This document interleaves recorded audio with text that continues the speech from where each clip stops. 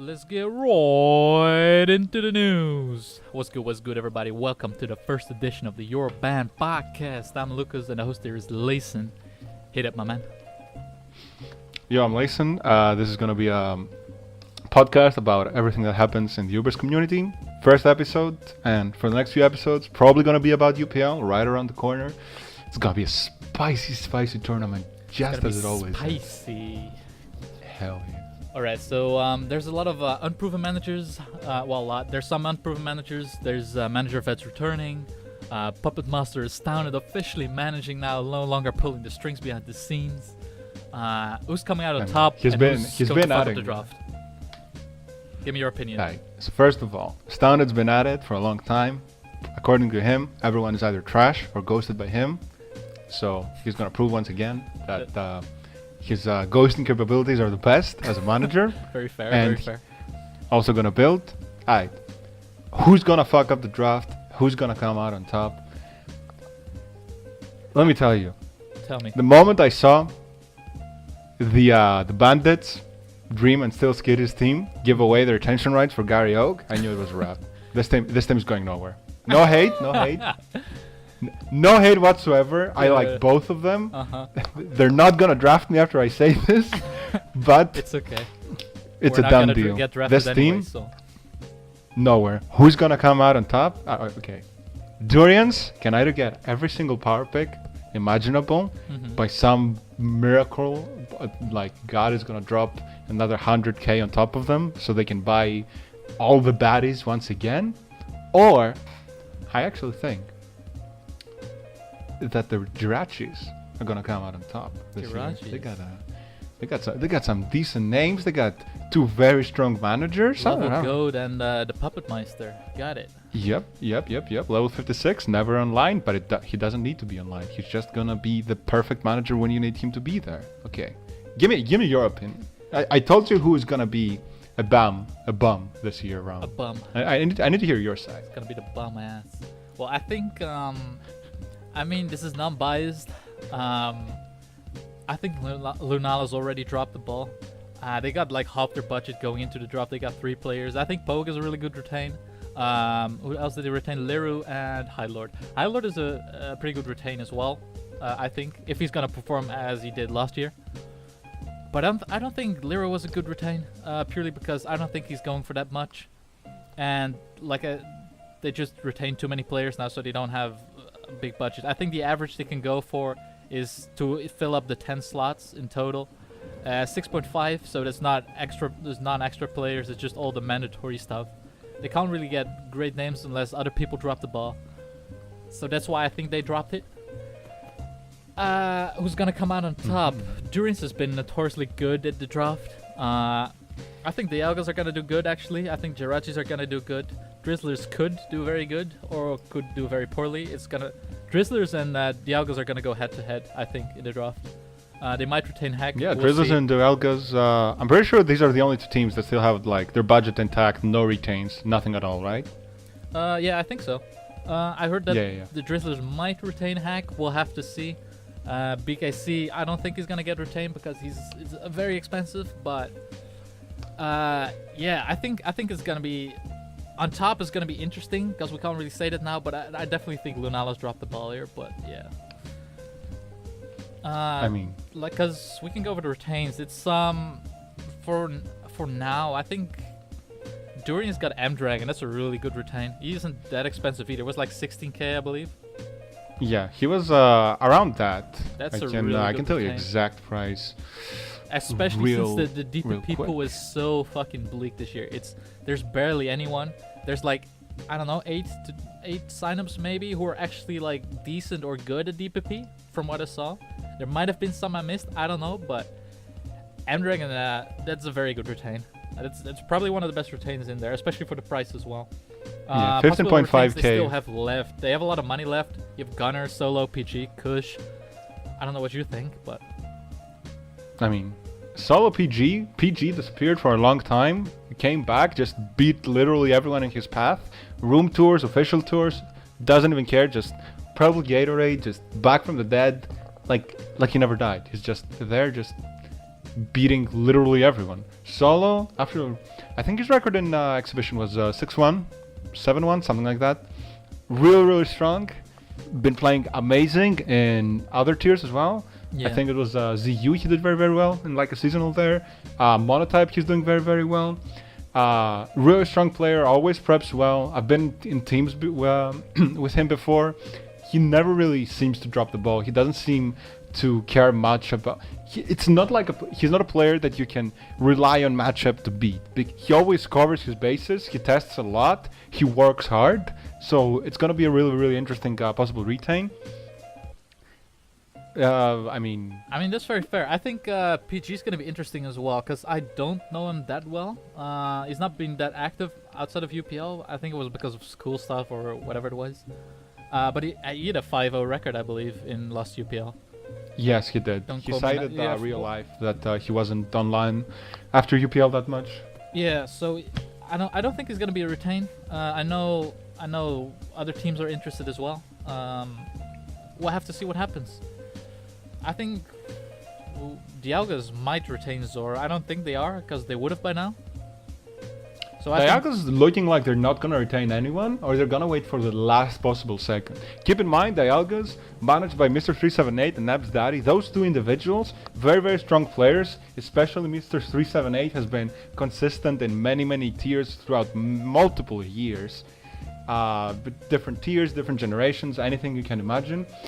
They're wacky enough, like they're just crazy enough to wait for the last second to just retain themselves. That's true, and I think maybe not both of themselves. I think ABS is going to be, or Abs Daddy, he's going to be a very good and a helpful Asman as well. Like I said, the DPP pool is very weak this year. It's not looking very strong.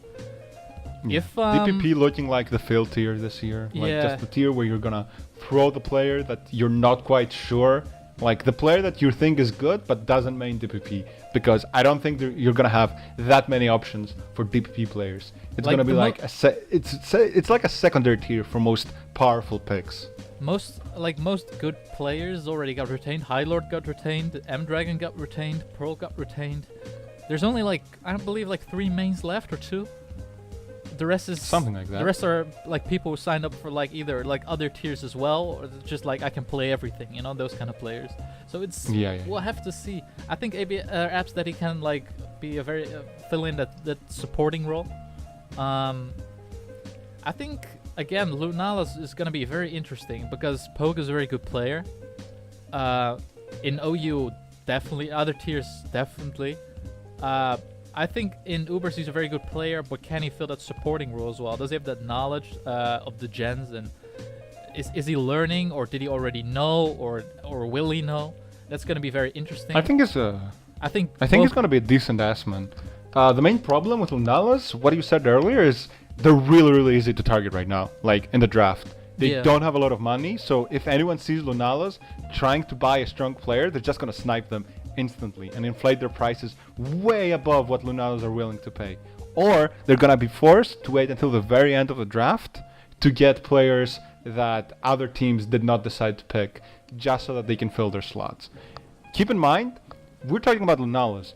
This is not level 56's team. He's the one who has been notoriously known as the manager that has managed to find all the 3K buys and do very well with. So if Lunalis end up needing to fill slots, to fill the 10 mandatory players, I don't know if they're gonna be able to find the 3K buys that they're looking for. That they're gonna actually be able to have a decent, not atrocious record. Yeah, I'm very curious to see what they're gonna do. I think it's gonna be very interesting, and they could be easily targeted by teams like Drizzlers and Dialgas. Possibly even Bandits have Bandits. I was gonna say Bandits, but they have retained Evuelf as well now. How much was that retained? Evuelf was 12k. 12k. So how much was Mysterious M? Mysterious M was also 12k. 12k. So it is 24k, right? Yep. But they also didn't they get some money back from? They traded Gary to the Jurassic rights for 8k, I believe. Yes, they did. Yeah. So it's So currently, the pool of money or credits or whatever you want to call it, Drizzlers and Dialgas sitting at flat 100, haven't spent anything. Then Durians 84.5k because they spent 15.5 on M Dragon. Choice Bandit at 84. Jirachis at 68.5 and Lunalis at 57,000. That's interesting. So Okay, that's very. So I think it's gonna be.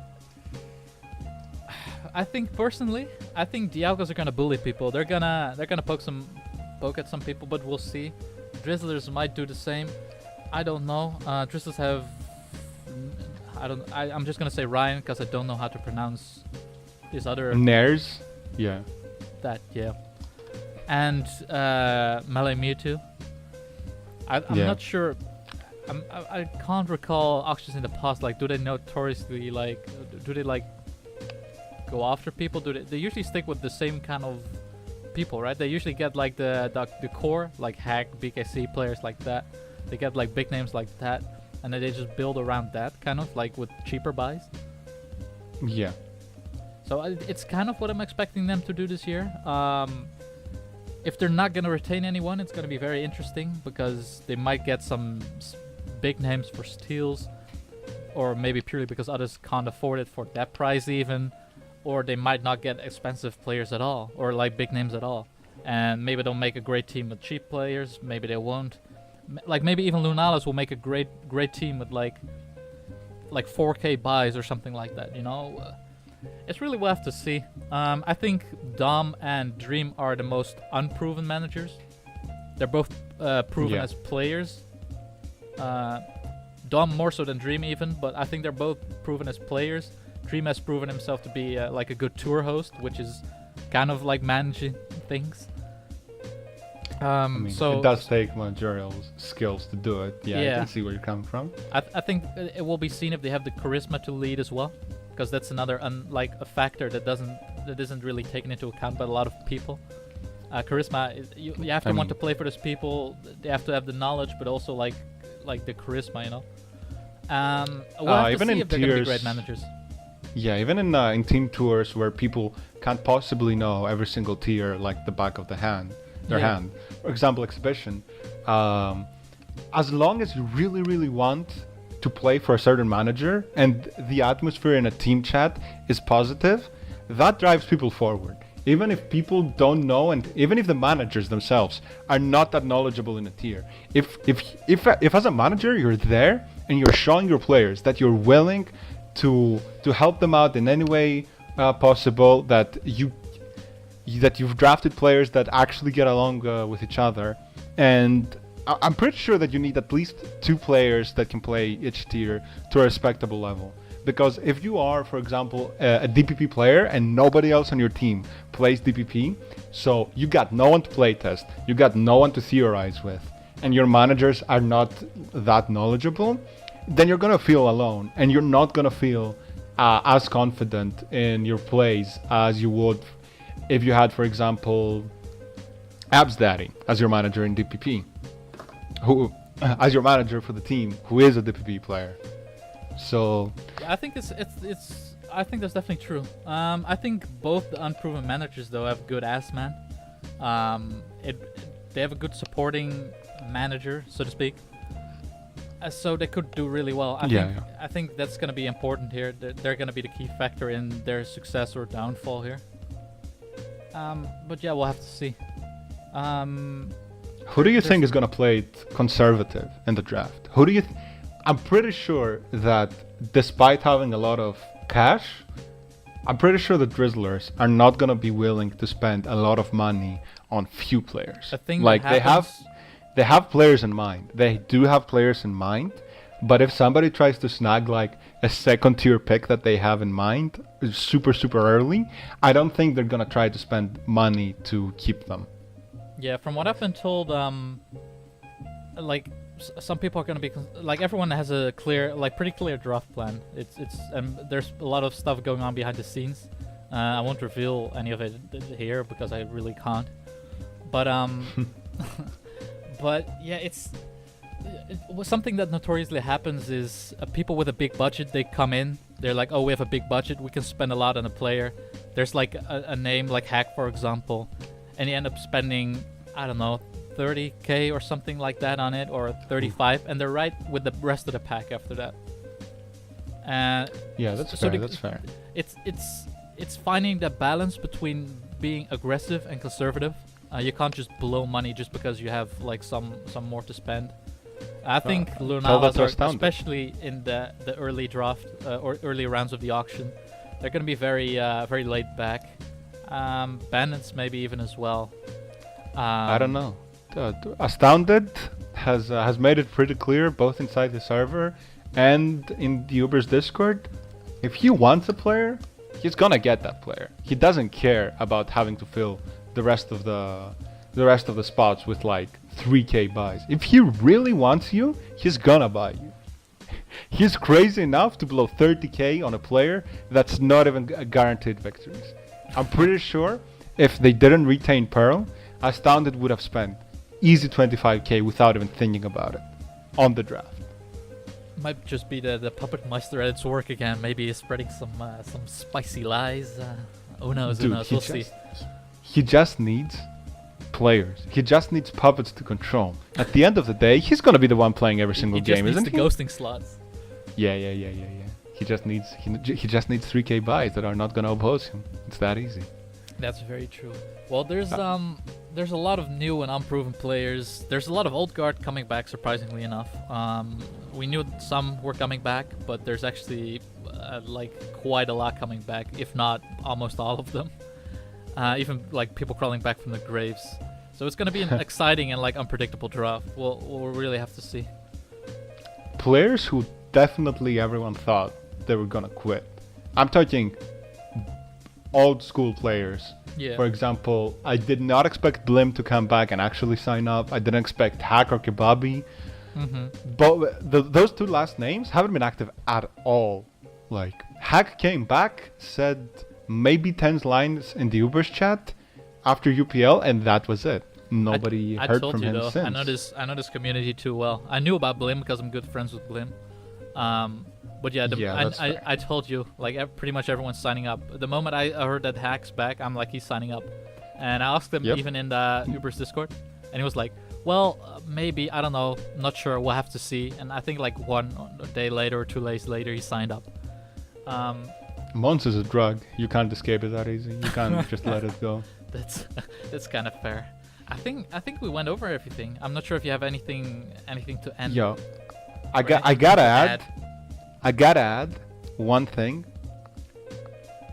What's that? 2 things rather. RIP HYW tried to get back in with his million accounts, didn't manage, got caught every time. And a very warm welcome back to every single stag goon that disappeared off the face of the earth after that one Daryl scandal, and now they're magically all back together at the same time. Apart from the actual banned ones, yeah, but yeah. I wouldn't hold my breath on that last one. If you see some 3k buys get banned in a couple of months, I don't know. Very true. I can't point any There's fingers. Gonna be drama, that's for sure. I think that's gonna wrap it up. I mean, without drama, what is UPL? That is very true. Drama PL. We're gonna be there soon. Very, very soon. Tuned. At the end of UPL, half the cast is banned, the other half is dead. We're Game of Thrones up in this bitch. All right, we're ending it on that note. All right, stay tuned, everybody. We'll come out with some more. Thank you for listening. Peace out. Listen. Shout out to my co-host. Managed to add a new role to the Uber's Discord, the muted role. Congratulations. Round of applause for you, my friend. You fucked up so epically that Ryan had to do actual work in the Uber's Discord. A first for him. I'm not gonna add anything to that or give a comment on that. Peace. GG, well played. Peace.